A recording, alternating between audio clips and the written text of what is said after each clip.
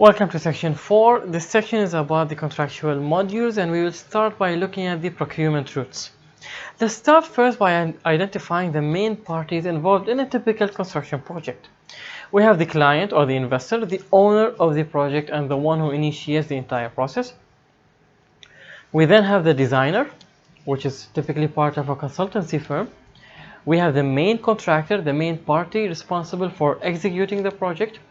We have suppliers and subcontractors, which are also involved with the execution and are supporting the main contractor. And then we have project management consultants. So these are the main parties in any project. Let's also have a look at the main activities involved. The client decides the requirements and the targets of the project and then hires the required parties. The designers will do the design. The project management consultants will do the management and supervision. Contractors, suppliers, and subcontractors will execute the design, and finally the building is handed over back to the client. So can we change on these typical parties and typical processes? Can we, for example, join two of them into one? Can we cancel some? Can we change the order of the activities or no? The answer is yes, we can, and by doing that we actually form our procurement route.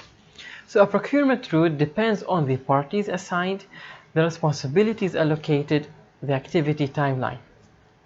Just keep in mind how procurement is used in many other industries and typically refers to purchasing. So when you talk about procurement, you talk about purchasing.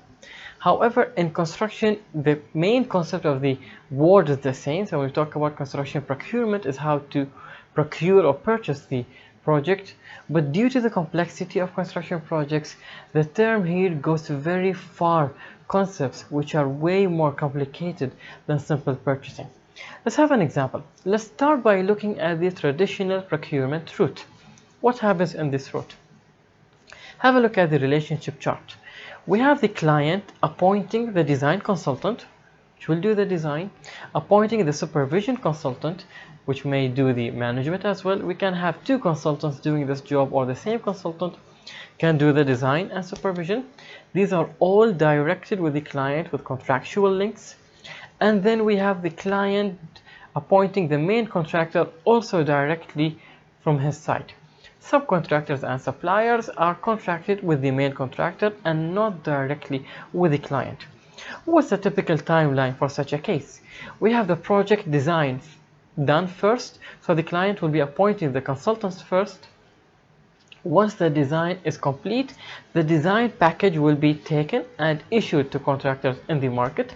This is where we have the tender process, the second part in our timeline, and then the main contractor is appointed, and finally the project execution will take place. So design, tender, execution. So this traditional procurement route is also known as design, bid, and build. Let's have a look at another procurement route, which is design and build route. In this route, we don't have the client directly appointing any designers. The client will appoint a main contractor initially, and the main contractor will appoint the designers.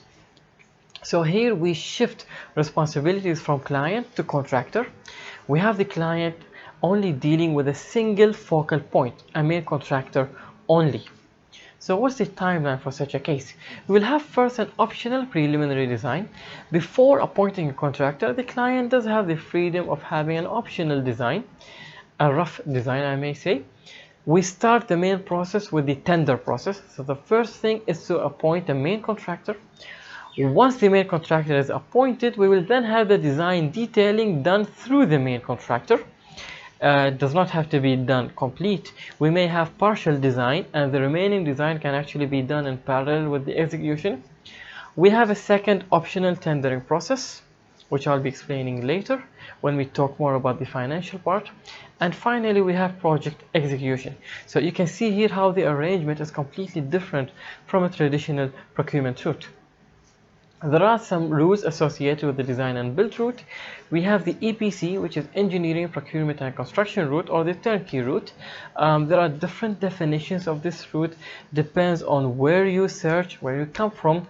I'll be simplifying it. For me, I'll just consider this to be a route where you focus completely on the contractor doing the entire process of the construction, design, build, and commissioning as well. So it's very similar to the design and build route I've shown in the previous chart and timeline. However, it extends more the liability of the contractor to include commissioning as well. That's the APC. Next we have the innovation. For cases where the client wants to have some control on the design, we do not want to have the design 100% done by the contractor.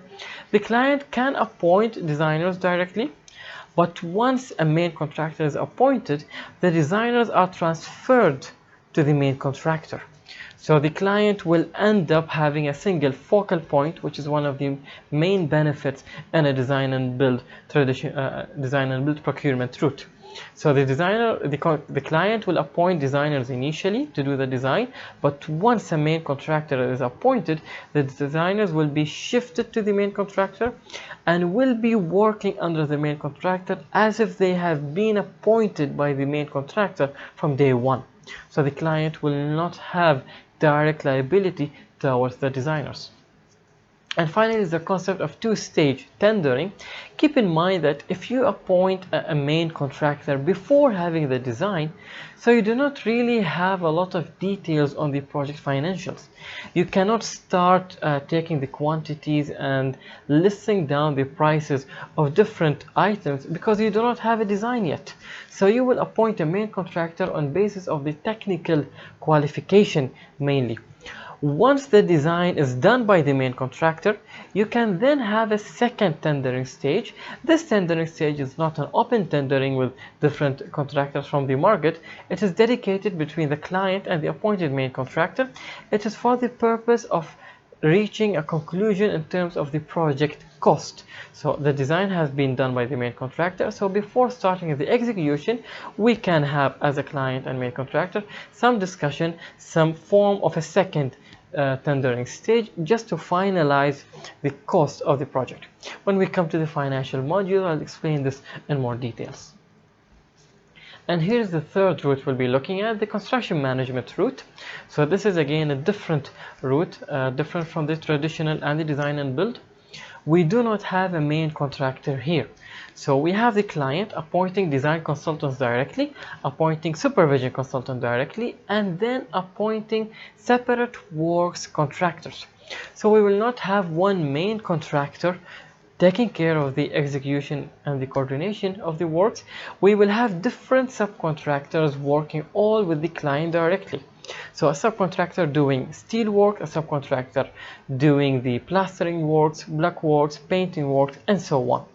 So the timeline will be designed first, similar to the traditional route, and then we will have multiple tender processes. Every work package will have a separate tender, and then we will have the work execution. That's it for this section, and see you in the next section.